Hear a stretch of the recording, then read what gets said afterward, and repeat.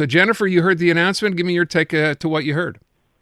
Well, Aaron, I heard a lot of hyperbolic claptrap, and I was heckling my speaker, just to let you know.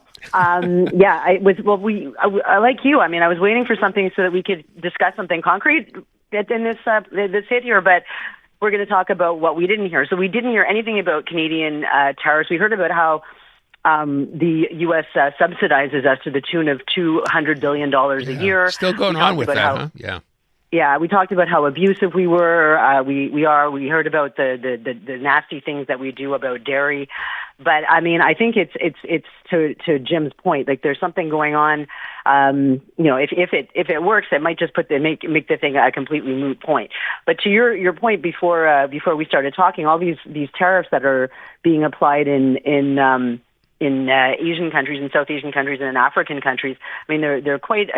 We're being kind. We're nice. We're kind of. It's not reciprocal. It's sort of half of what they're tariffing us on. So lots of hot air for not a lot of answers. I thought that it was interesting that he had. I was listening to you, right? I wasn't watching this because I don't like looking at him as much as I don't. Yeah, I really don't like to look at him. But having auto workers there and that type of thing. So it seems that the auto workers, just based on what we've been hearing about, so the big three, they're against the tariffs, but the auto workers are in favor of the tariff. So that's interesting. So we had some people. I don't know if he's going to be bringing more people up onto stage, but I think it's just a lot of hot air because, as Jim mentioned earlier, he didn't really have a lot to say. He said a lot of things about nothing. Yeah, well, that's pretty much accurate. I think you're right. Although he did at the beginning of his speech, and I guess we can play some of this back later in the show, but he actually used the words, talk about countries that have taken advantage of the U.S. over the years. He actually used the words looted, pillaged, and raped. I heard that. I couldn't believe it. I couldn't believe that either. That's why I said, I just wrote down the word hyperbolic and I underlined it because that's what it was. I'm just laughing. I mean, the Declaration of Economic Independence, golden age of America. My notes are worth nothing because, they didn't lead anywhere. Following Trump, I mean, I feel for the American reporters really that have to follow him and, it's like weaving in and out and trying to figure it out. And what he said yesterday is not the same thing he said today. And anyway, we'll figure it out, Aaron. Maybe by next week when we talk, we'll have answers. Well, hopefully before then. He also used the term in describing, countries that America deals with. He said that, what was the line? The friend is sometimes worse than the foes. He said that as well. So America's friends and the way they treat America, I guess, in terms of tariffs, he used that line as well. Look, at the end of the day, I kept waiting for something about Canada. Now, at one point, to your point, Jennifer, he did say, he mentioned Canada, as he's talked about it for a while now, about the $200 billion that we're subsidizing the U.S., which we know is just a made-up number.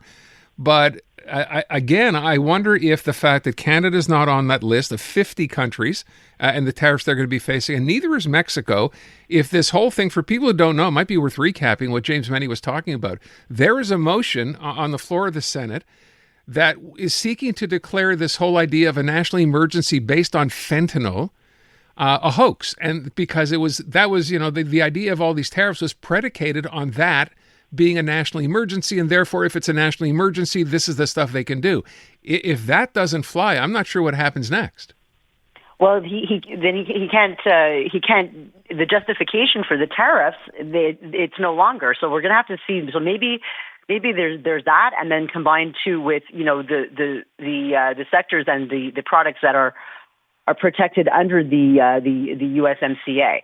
I'm sure a lot of people have been talking him down quite a lot since he's been making these threats. I mean, as you alluded to this board with all these different countries on it. I mean, going after almost all the countries in the world must be very exhausting. Well, I'm sure you've got plenty of people to do it. Let me just say, this is an update as well. There are now multiple reports that Canada will be exempt from the 10% baseline tariff, which is being applied across the board. CTV News awaiting confirmation about that, but that's what we are now hearing from various sources, that Canada would be exempt from the 10% baseline tariff. So we would only be looking, I guess, at the auto sector, although, again, we don't even know if that applies because we're part of, USMCA. And it would seem that if we were part of that, those tariffs on autos don't apply. We might have got off here scot-free, Jennifer. Well, we may have, and you know, Aaron, and I'm saying this really tongue-in-cheek, not in a partisan sense, maybe the conversation between Donald and Mark on Friday was a success.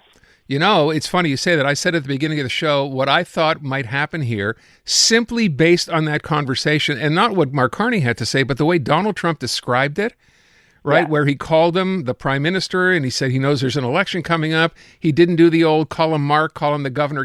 That stuff's all off the board since Justin Trudeau left. So potentially this is a big, big win for the Liberals. Well, it could be, and basically, you know, I don't know. Usually, I like Blanchet, and I really like their election signs, but that's another topic.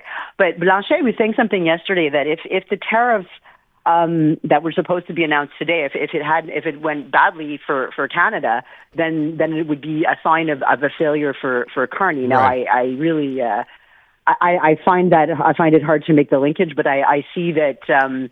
He's probably very concerned about the Liberal numbers in Quebec. Well, you'd have to think if that was the case, then exactly the opposite would be true. If things worked out well for Canada, that would be a boost for Mark Carney. And it certainly seems like from what we know now, maybe still kind of early, that that's exactly what happened here. I'm waiting to hear something from any of the political leaders so far reacting to this. I'm not sure if we'll get anything by the time the show is over, but we will hear, I imagine at some point, maybe today, maybe tonight, reaction from them. And because obviously they have more information, I think, than we do. At least I hope they do.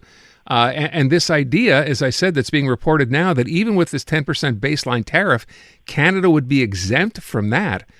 That's, I call it what it is. That's a huge win. So we'll have to wait and see. Well, we'll celebrate it, in the short term until we have any information. Otherwise, yes. Okay. Jennifer, thank you. Crazy day. Appreciate it. Yeah, crazy. All right, Aaron. Bye-bye. You too.